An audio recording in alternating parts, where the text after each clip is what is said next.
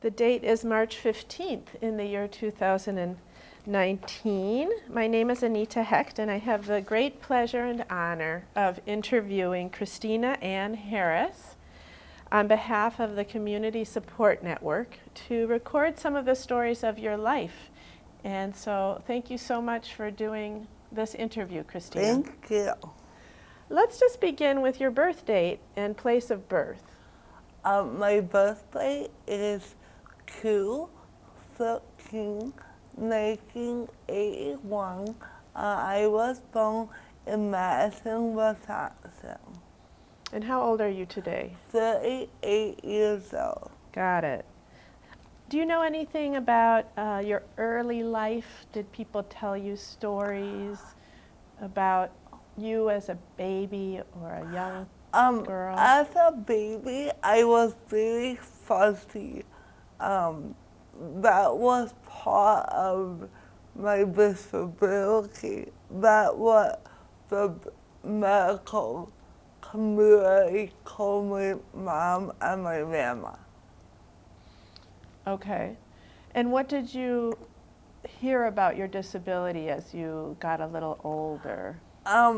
Well, at first, I was, as a baby, I was coming over, doing everything that a baby should be doing, but I was doing it earlier. Then about a year old, I stopped doing everything. And that is when they found out that I had cerebral palsy. Mm-hmm. And what are your earliest memories? Do you have any really early memories? Not as a baby, no. What about as a little girl? As a little girl, I remember that I went to LBM, and one of my special ed teachers, my grandma called me Basari.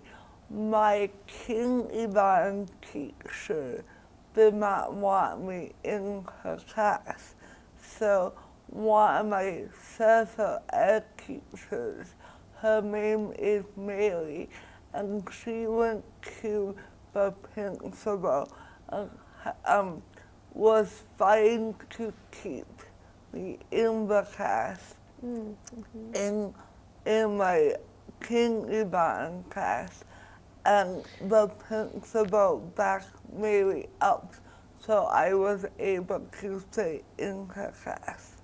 Good. How did you feel at that age? Do you remember feeling anything about your disability or how? I felt lonesome. I didn't have a lot of things because I couldn't really do a whole lot at recess. So I felt kind of lonesome. The LVM was the elementary school? Yes. Okay.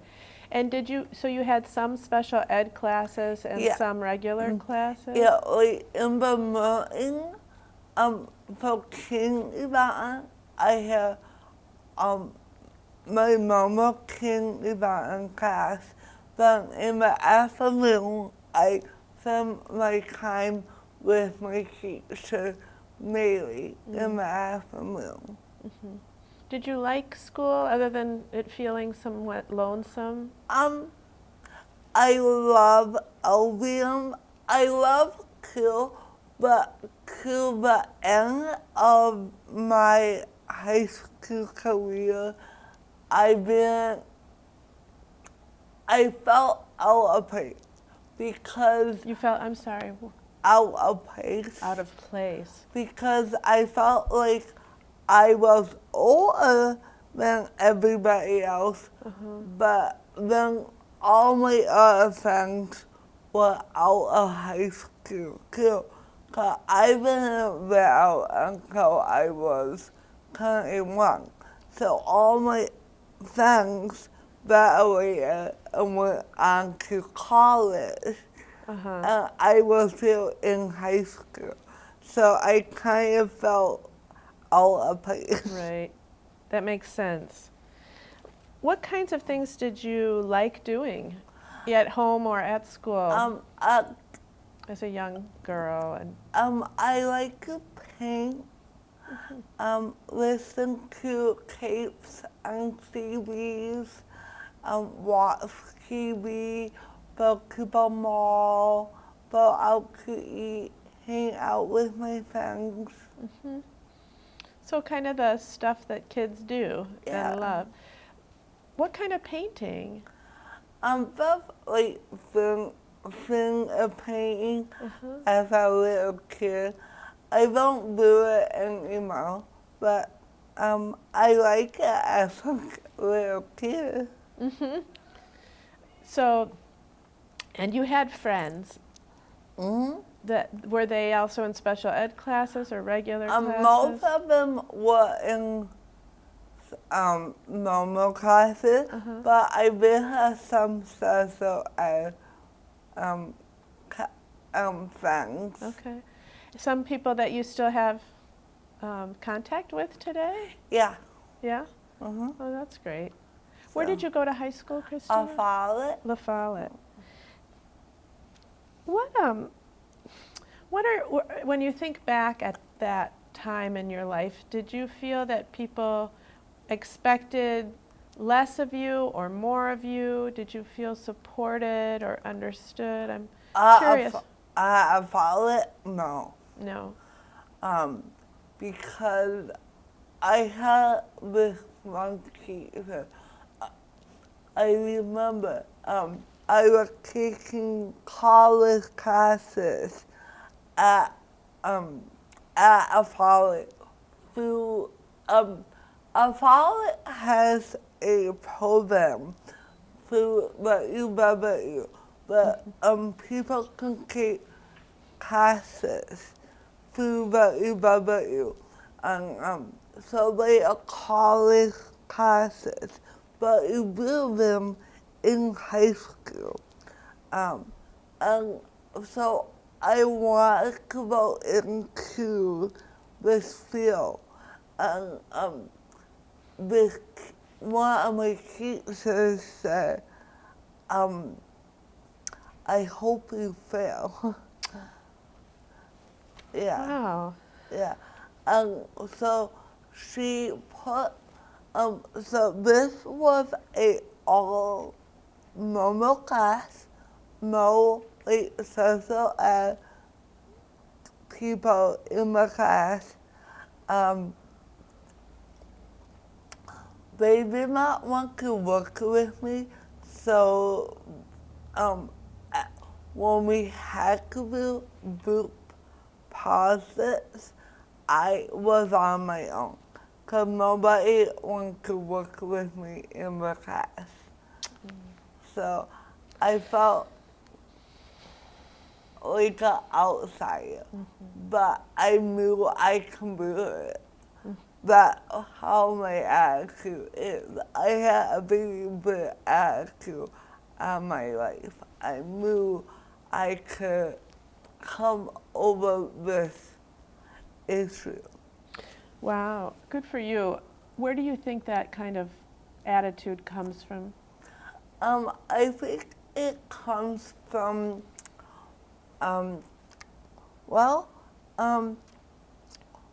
going back to when I was a baby, my medical people called my grandma, but I want to be able to feed myself, be potty trained, talk.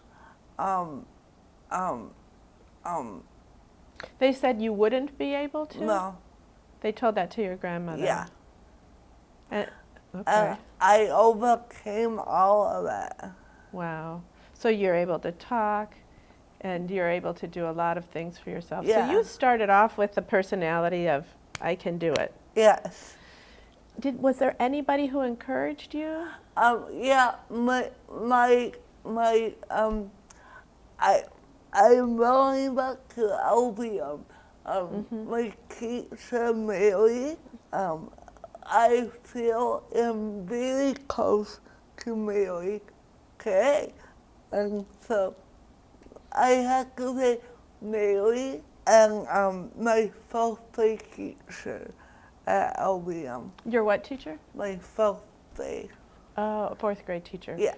Yeah. That's so important to have people who believe in you, isn't it? Yes. Yeah. And my grandparents. So did you live with your grandparents? Yeah, they raised me.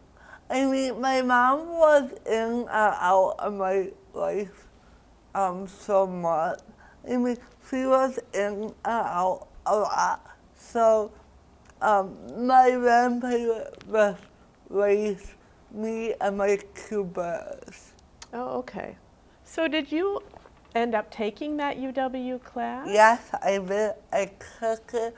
So the rule was you had to take 2 classes for 2 years to get you be in early childhood education with a minor in special ed, and I got an A in that class. That's great. And now I'm able to teach little kids 6 months to 6 years. So we're moving past high school now. You went to school at for a certification in childhood Yeah. education? That was through a Follett, but Oh, that was through La Follette. Okay. but okay. So you took the class at a Follett, but the certification came from the UW. Oh, I got it. Yeah. So it kind of confused me. I understand. So Yeah. it certified you to teach children 6 months to 6 years old. Yes. That must make you feel pretty proud. Yes. Yeah? Mm-hmm. Did you ever teach? No. No. I went to every daycare in Madison. I commit the interviews, but once they saw me in the wheelchair, all they saw is me, not the person in the wheelchair. So you have a lot to overcome with people's ideas about who you are just from Yes. seeing you in a wheelchair. Yes. Wow. Do you ever get down? I do once in a while, but for the most part, I'm pretty up and upbeat. That's pretty inspiring to me, how much you have done. When you couldn't do the child care, what did you want to do instead, or what did you do instead? So I went through a couple of jobs that I wasn't really happy with. So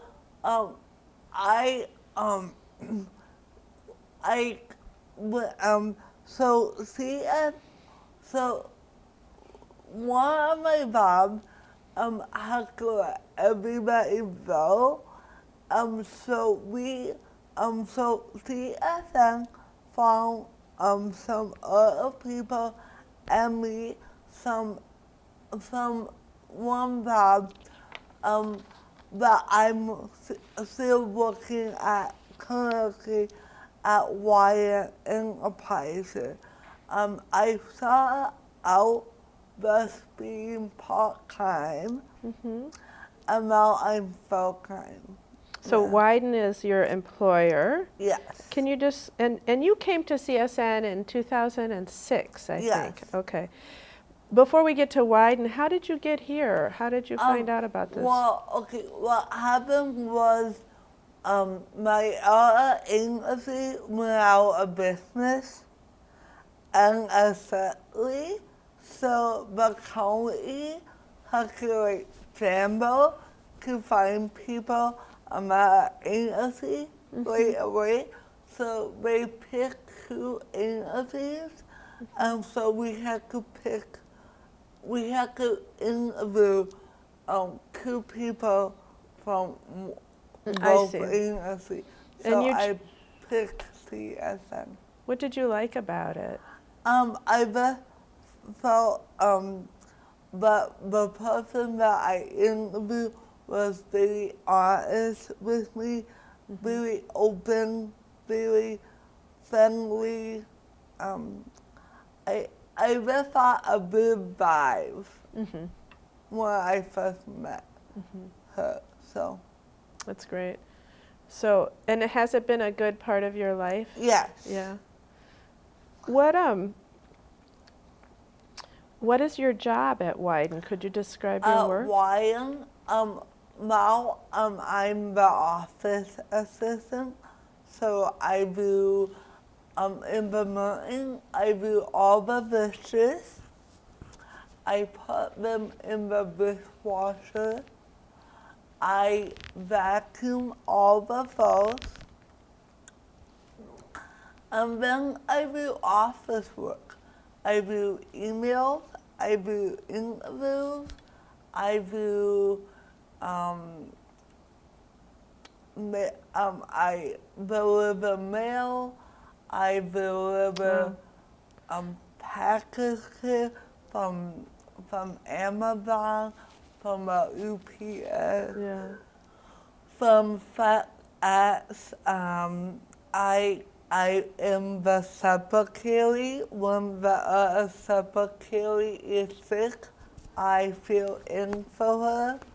So I'm the secretary.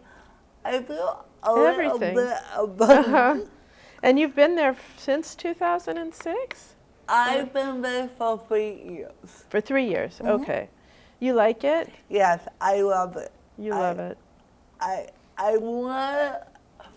People say if I will ever go back into my field, and what I tell them now is it has to be a very big job, a big opportunity for me to leave Wire, Cause Wire means so big to all of the CSN people. I love it. So when I ever visit up, not right now, like I said, the job, if somebody came to me with a job in my field, it has to be a really good job for me to leave Wyden. What do you love about Wyden? They were very open and very friendly from day one. They talked to the CSM people all the time. They joke along with us. They treat us like a mobile employee. They never we never feel like an outsider.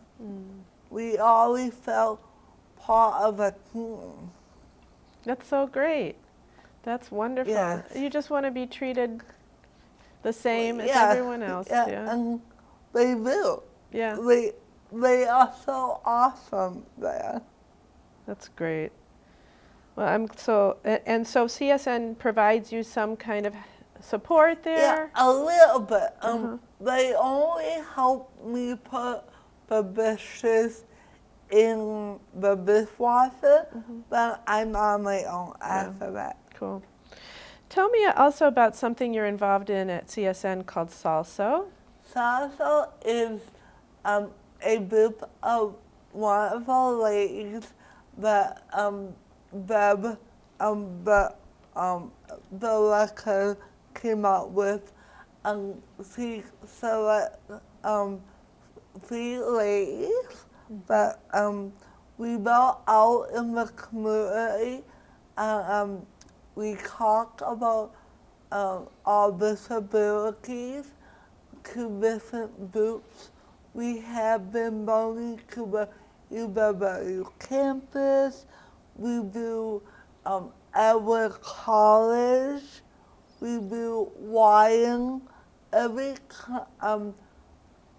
We do a lot of like when CSN has a new website, we go there to give them a little insight on what CSN does.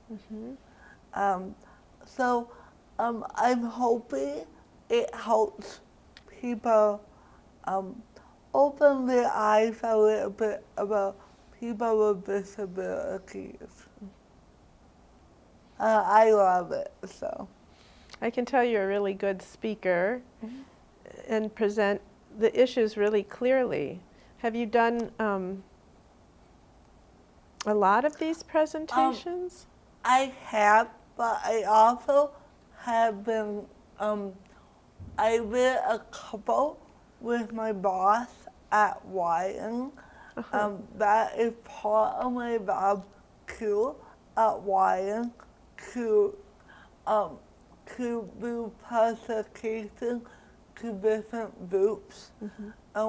So maybe I can make a difference, or maybe a different business will hire a disabled person, or maybe it will help them open their eyes and think what kind of job do they have, so we can hire somebody with a disability. You go out there, girl. Yeah. Fight the good fight. Yes, Yeah? I will. Yeah.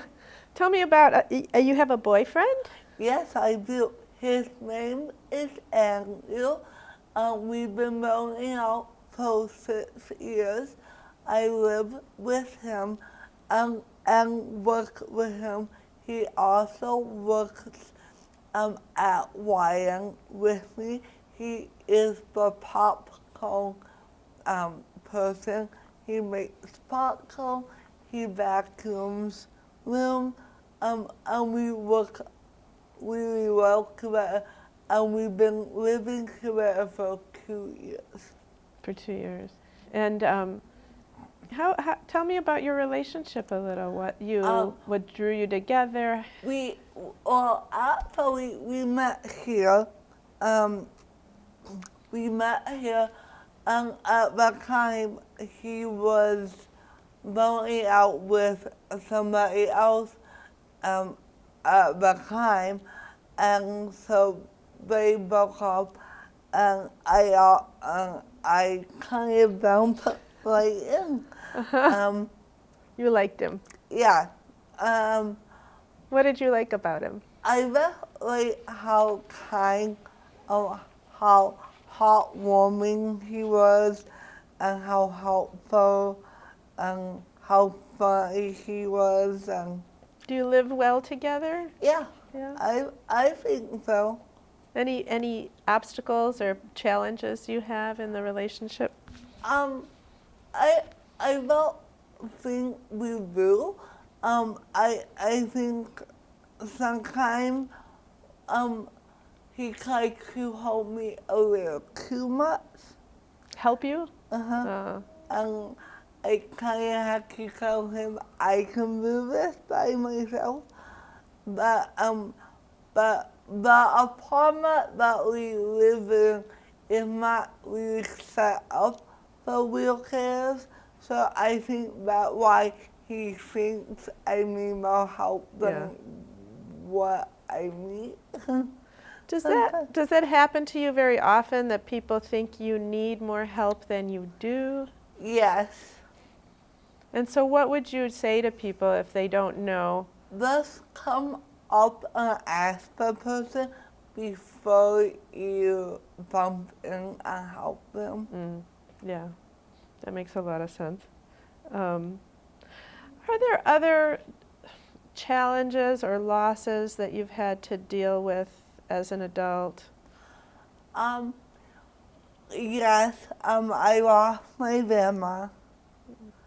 so that was hard. I lost my grandpa, so that was really hard for me. These are the two parents, really, that Yes. Then last year I lost my baby. Her, Sophie was when I got her, she was a puppy. Oh, a dog. And she was 18.5 years old. And I love her to pieces. So now I always wear this necklace with her name and her birthday on it, so I can always remember her. Nice. So How do you go ahead? That was hard. When did your grandparents die? My grandma will be Kay is 8 years. Kay. Today. So, wow. Yes. I 8 years forgot ago. about it. Yeah. And it was about 4.5 years for my grandpa. Is your mom still living? Yes. And how is your relationship with her? We have a rocky relationship. A rocky one. Yeah. I mean, I see her every weekend. Okay.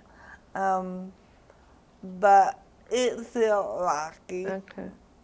Well, do you have any advice for people who lose loved ones? What things have helped you with grieving these big losses? I think for you have to take your own time. You have to take time. You have to breathe. You can't hold it in. You have to let your pain out. You can't hold your pain in.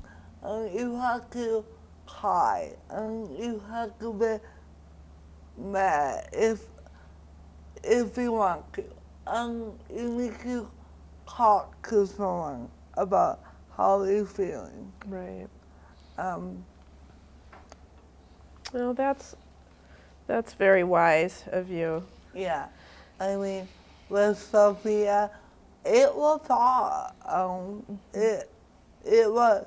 I have her ashes right by my bed, so I talk to her every day, every night before bed, and then I have pictures of my grandparents by my bed. I talk to them every night and every day. I'm so glad that you have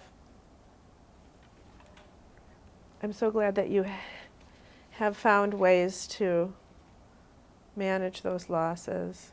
Maybe you'll get another dog someday. Yeah. I wanted to ask you just in the last few minutes here, what your goals and hopes are for your future. My hope and dreams are to buy a house or a condo with Angel, have a commitment ceremony with Angel.